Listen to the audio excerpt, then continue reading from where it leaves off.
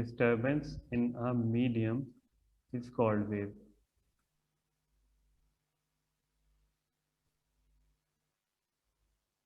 तो ये तो हो गया वेव। अब आप अगर इसकी क्लासिफिकेशन करना चाहो कि वेव की टाइप्स या क्लासिफिकेशन हम कह सकते हैं, ठीक है। तो ये एक सिंपली हम नहीं कहेंगे कि वेव्स ट्रांसवर्स और लॉन्गिट्यूडनल हैं। वेव्स को हम डिफरेंट तरीके से क्लासिफाई करते हैं, ठीक है। मैं इसको कह देता हूँ कि ये जो है क्लासिफिकेशन ऑफ वेव की हम बात कर लेते हैं। अब ये जो क्लासिफिकेशन है, ये क्लासिफिकेशन हम डिफरेंट तरीकों से कह सकते हैं। हम इस क्लासिफिकेशन को कहेंगे ऑन द बेसिस ऑफ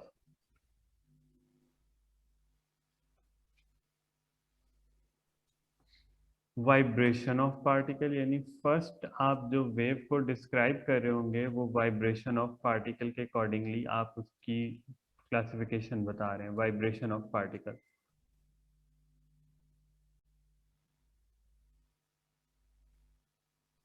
ठीक है। दूसरी जो चीज़ आपके पास आ जाती है वो है आपके पास on the basis of material और matter, on the basis of material, ठीक है। अच्छा, और तीसरी जो टाइप आ जाती है वो है आपके पास on the basis of energy transfer.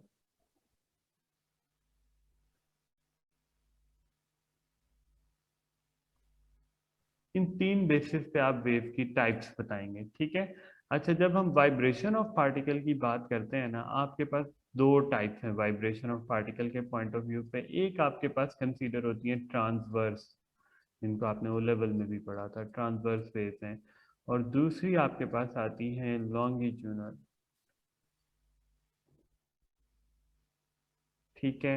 अच्छा, अगर अब आप इसको थोड़ा सा एक्सप्लेन करना चाहें तो हम ये कहते हैं ट्रांसवर्स वेव वो होती हैं कि जब आपके पास अगर ये डायरेक्शन ऑफ वाइब्रेशन हो, मतलब वाइब्रेट आप ऐसे कर रहे हैं, ये आपके पास वाइब्रेशन की डायरेक्शन है, यानी वाइब्रेशन की डायरेक्शन ये है। और जो वेव आपके पास प्रोड्यूस हो रही हैं वो परपेंडिकुलर हैं to the direction of vibration के, मतलब वेव इस डायरेक्शन में प्रोड्यूस हो रही होंगी, ये आपके पास वेव डायरेक्शन बनती है, ठीक है। तो अगर जैसे अगर हम किसी स्ट्रिंग को एक फिक्स्ड एंड से बांधने के बाद उसके दूसरे एंड को अप एंड डाउन मूव करते हैं, तो आपने इस फॉर्म में वेव को प्रोड्यूस होते देखा कि क्रेस्ट एंड ट्रफ की फॉर्म में वेव प्रोड्यूस हो रही होती है। तो पॉइंट ये है कि जिस डायरेक्शन में वाइब्रेशन होती है उसके 90 डिग्री एंगल बनाते हुए वेव डायरेक्शन बन रही होती है। और ऐसी वेव आपके पास क्रेस्ट एंड ट्रफ की फॉर्म में होती है, क्रेस्ट एंड ट्रफ की फॉर्म में होती है, ठीक है।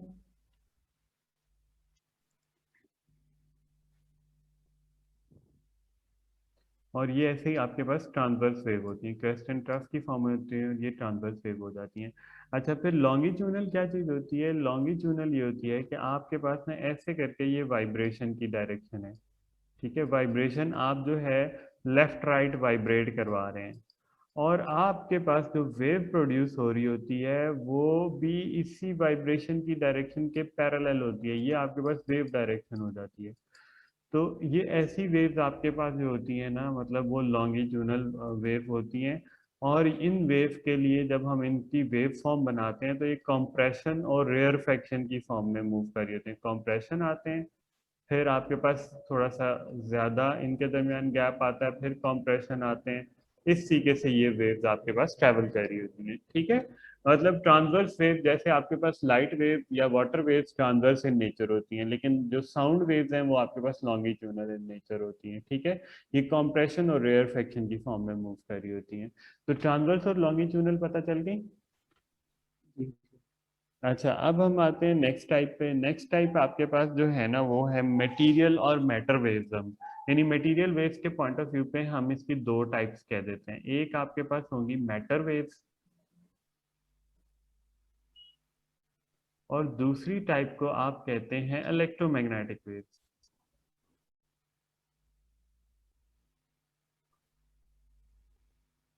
अच्छा, ये जो मैटर वेव्स होती हैं इनके लिए क्या चीज, यानी इन्होंने अगर प्रोपोगेट करना है तो आपको स्टेट ऑफ मैटर चाहिए, ठीक है।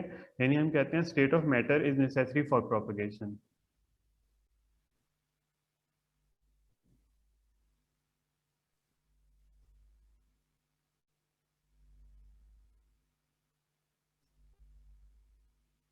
For propagation. और जो आपके पास इलेक्ट्रोमैग्नेटिक वेव्स होती हैं, ये क्या होती हैं, ये विदाउट स्टेट ऑफ मैटर भी ट्रैवल कर सकती हैं। यानी जैसे वैक्यूम में आपको पता है कि कोई स्टेट ऑफ मैटर नहीं होती, तो वैक्यूम में से भी ट्रैवल कर सकती हैं। तो which can travel through vacuum?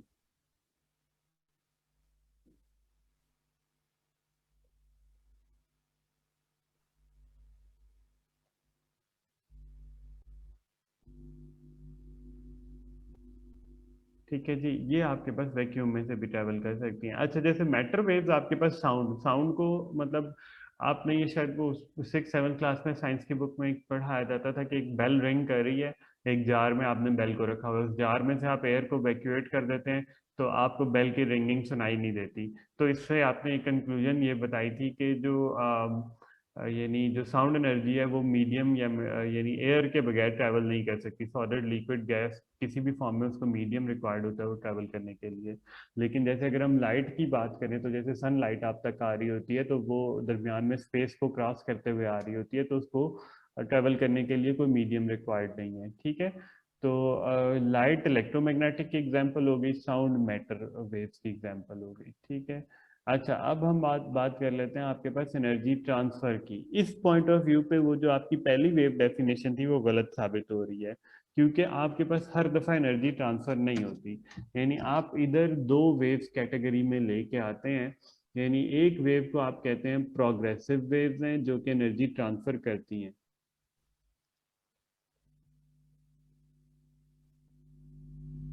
ठीक है, और एक आपके पास जो है ना वो स्टेशनरी वेव हैं जो कि एनर्जी ट्रांसफर नहीं करती।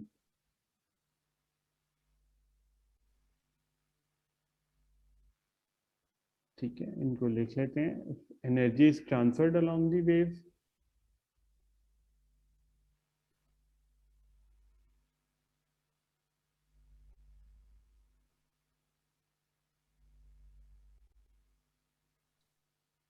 और यहाँ पे नो एनर्जी इज ट्रांसफर्ड, या एनर्जी स्टोर्ड हम कह सकते हैं। एनर्जी ट्रांसफर नहीं होती, लेकिन एनर्जी स्टोर हो सकती है।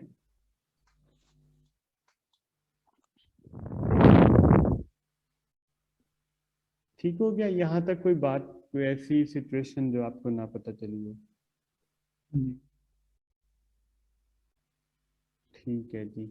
तो ये एक जर्नल मैंने आपको ना बता दिया। तो अब अगर हम जो ओल्ड डेफिनेशन थी इसकी ना, मतलब वेव की ओल्ड डेफिनेशन क्या थी, मैं सिर्फ आपको समझाने के लिए बता रहा हूँ कि transfer of energy from one place to another without transferring of medium. यानी एक मिनट है, यानी हम इसको कह रहे हैं कि ट्रांसफर ऑफ एनर्जी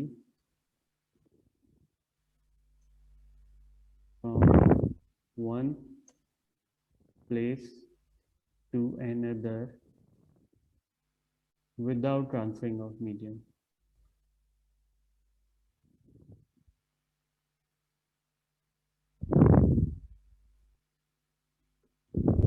तो अब आपने जब इसकी टाइप्स पढ़ ली हैं, तो अब आपको ये पता चल गया कि जो बात हमने कही थी ना कि एनर्जी ट्रांसफर की, ट्रांसफर ऑफ एनर्जी, तो ये अब जरूरी नहीं है। ठीक है, एंड अब जो है हम इसको कह सकते हैं कि नॉट नेसेसरीली।